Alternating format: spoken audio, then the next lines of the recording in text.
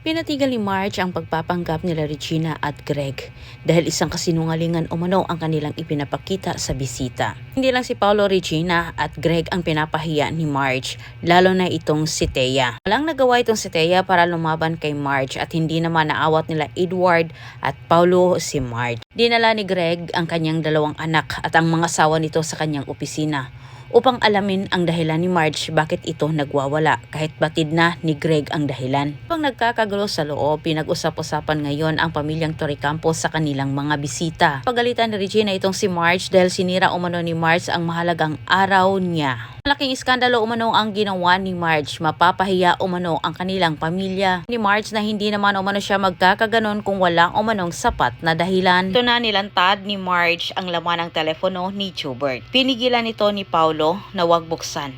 Pero hindi nagpaawat itong si Marge. Kita ni Marge kala Regina, Edward at Greg ang masasagawang video nila Thea at Paolo. Walang may paliwanag itong si Paolo, kundi humingi ng tawad sa kanyang asawa at sa kanyang ama. Na lang naunawaan ni Regina ang pinanggagalingan sa galit ni Marge. Pero para kay Greg naman, kahit galit siya kay Paolo ay hindi umano dapat nag-iskandalo itong si Marge sa gitna ng party dahil siguradong pagpipistahan umano sila sa mga bisita at masisira ang kanilang pamilya. Pang sinagot ni Marge itong si Greg na hindi umano nila kailangan magpanggap sa harap ng lahat kung puro lamang umano kasinungalingan ang umiikot sa loob ng kanilang mansyon. Hindi lang napagtanto ni Marge na si Paolo at Thea ay may kinalaman sa nangyari kay Joubert, pati na rin itong si Edward. Pronta ni Edward itong si Thea, pinaamin niya ito kung may kinalaman ito sa pagka-aksidente ni Joubert, ngunit iginiit naman ni Thea na wala umano siyang ginawang masama.